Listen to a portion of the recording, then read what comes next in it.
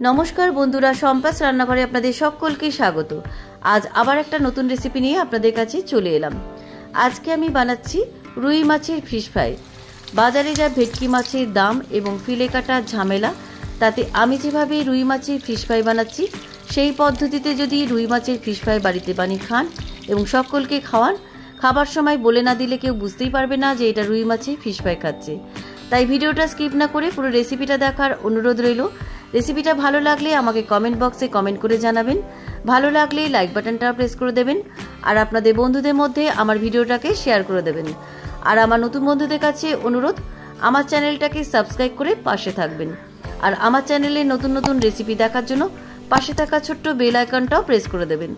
चलुन are कथा ना बाड़िये किभाबे आजके रुई माछेर फिश फ्राई बानाচ্ছি रेसिपिटा देखे नेওয়া যাক। रुई माछेर फिश फ्राई बानाনোর জন্য আমি এখানে 4 পিস রুই মাছের পেটি নিয়েছি। পেটিগুলোকে একটু মোটা দেখে নিয়েছি।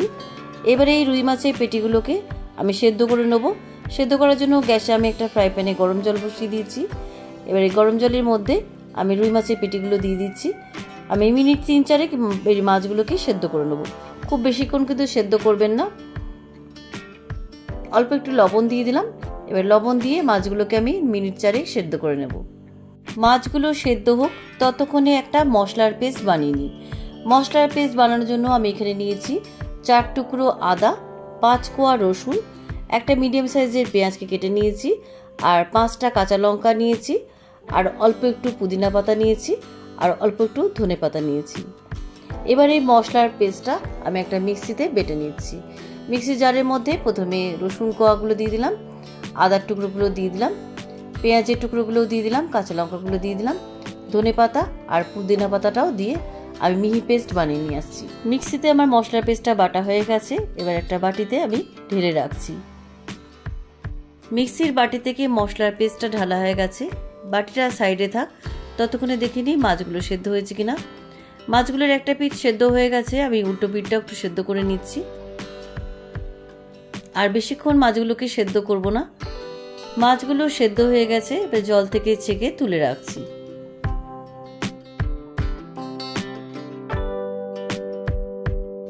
সবকটা মাছের পিস জল থেকে তোলা হয়ে গেছে। মাছের পিসগুলো ঠান্ডা হয়ে গেছে। এবারে মাছের পিস থেকে আমি কাঁটাগুলো ছাড়িয়ে নেব। কিভাবে ছাড়াচ্ছি দেখে নিন। প্রথমে আমি মাছের যে তেলটা আছে তেলটা তুলে ফেলছি। এটা খেতে ভালো লাগে না তাই তুলে ফেলছি, আপনারা এটা রেখেও দিতে পারেন।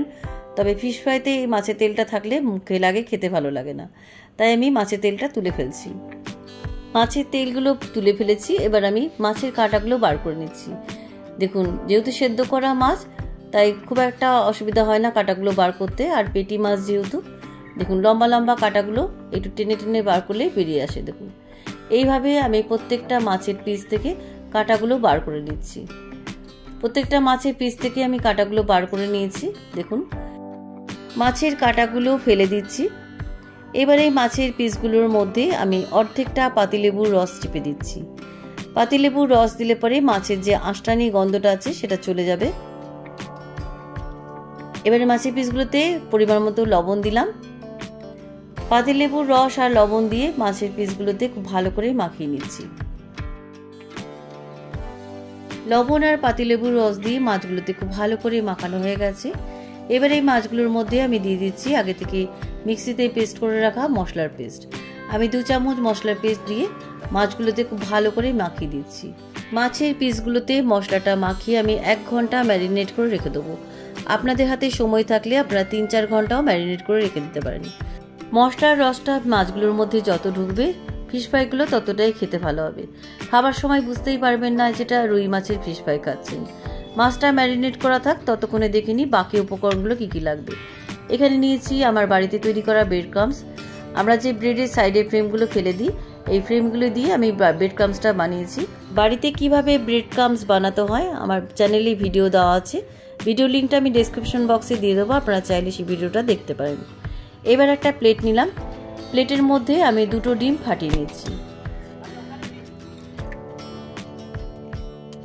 2টো ডিমকে প্লেটের মধ্যে ফাটানো হয়ে গেছে।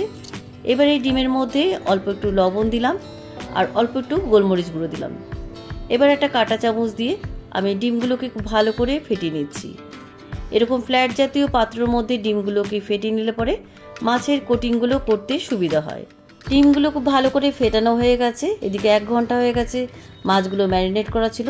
এবার একটা মাছের পিস আমি ডিমের গোলায় ডুবিয়ে আমি ব্রেড ক্রাম্বসের মধ্যে দিয়ে দিলাম। এবার আমি বাঁ হাত দিয়ে ব্রেড ক্রাম্বস দিয়ে ভালো করে মাছটা কোট করে নিচ্ছি।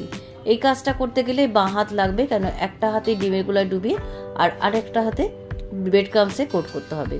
আমি এটা ডবল কোট করছি, আপনারা সিঙ্গেল কোটও করতে পারেন। এবার ব্রেড ক্রাম্বস দিয়ে আবার আমি ভালোভাবে মাছের পিসটা কোট করে নিচ্ছি, দেখুন এইভাবে।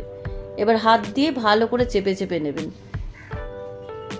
আপনারা এটা টিপিল কোটও করতে পারেন। দেখুন এইভাবে চেপে চেপে ফিশ ফ্রাই আকারে দিয়ে করে নিচ্ছি। দেখুন একটা হয়ে গেছে, আমি আরও একটা করে দেখাচ্ছি। প্রথমে ডিমের গোলায় ডুবিয়ে আবার ব্রেড ক্রাম্বসে দিয়ে দিলাম। ব্রেড ক্রাম্বসের মধ্যে মাছের পিসটা খুব ভালো করে কোট করে নিচ্ছি। দেখুন এইভাবে একটু চেপে চেপে দেবেন। আবার আমি ডিমের গোলায় ডুবিয়ে নিলাম, ব্রেড ক্রাম্বসে দিয়ে দিলাম। ব্রেড ক্রাম্বসের মধ্যে খুব ভালো করে কোট করে নিচ্ছি। দেখুন এইভাবে এইভাবে প্রত্যেকটা মাছের পিস ডিমের গোলায় ডুবিয়ে ব্রেড ক্রাম্বসের মধ্যে কোট করে নিচ্ছি।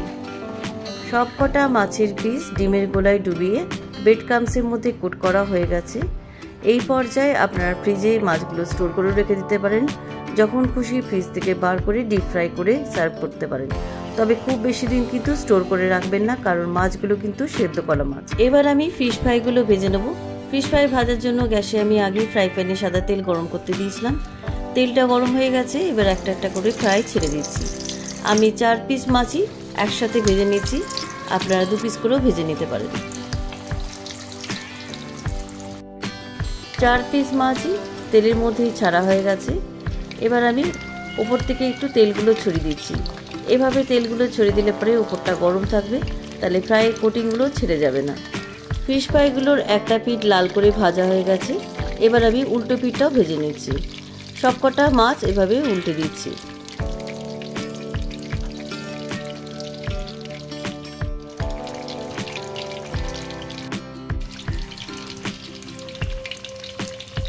সবকটা রুই মাছের ফিশ ফ্রাই আমার ভাজা হয়ে গেছে। এবার ছাঁকনি দিয়ে ছেঁকে একটা প্লেটের উপর টিস্যু পেপার পেতে রেখেছি, তার উপর তুলে রাখছি।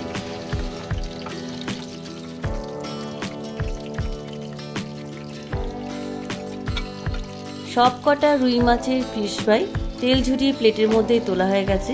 এবার একটা সাদা প্লেটের মধ্যে গরম গরম রুই মাছের ফিশ ফ্রাই স্যালাড আর কাসুন্দির সাথে আমি পরিবেশন করছি। কেমন লাগলো আজকের রুই মাছের ফিশ ফ্রাই রেসিপি? খাবার সময় বুঝতেই পারবেন না এটা রুই মাছের ফিশ ফ্রাই খাচ্ছেন। একটা মাছ আমি মাঝখান থেকে ভেঙে দেখাচ্ছি। ওপরটা যতটা ক্রিস্পি, ভেতরটা ততটাই জুসি হয়েছে। খেতে কিন্তু অসাধারণ হয়েছে। আপনারাও বাড়িতে এই অসাধারণ স্বাদে রুই মাছের ফিশ ফ্রাই একবার বাড়িতে বানিয়ে খেয়ে দেখুন। খেয়ে আমাকে কমেন্ট বক্সে জানাবেন কেমন লাগলো রেসিপিটা। ভালো লাগলে লাইক বাটনটাও প্রেস করে দেবেন, আর আপনাদের বন্ধুদের মধ্যে আমার ভিডিওটাকে শেয়ার করে দেবেন। আর আমার নতুন বন্ধুদের কাছে অনুরোধ, আমার চ্যানেলটাকে সাবস্ক্রাইব করে পাশে থাকবেন। আর আমার চ্যানেলে নতুন নতুন রেসিপি দেখার জন্য পাশে থাকা ছোট্ট বেল আইকনটাও প্রেস করে দেবেন। আজ তাহলে চলি, আবার একটা নতুন দিনে নতুন রেসিপি নিয়ে আপনাদের কাছে চলে আসব। সবাই ভালো থাকবেন, সুস্থ থাকবেন। ধন্যবাদ।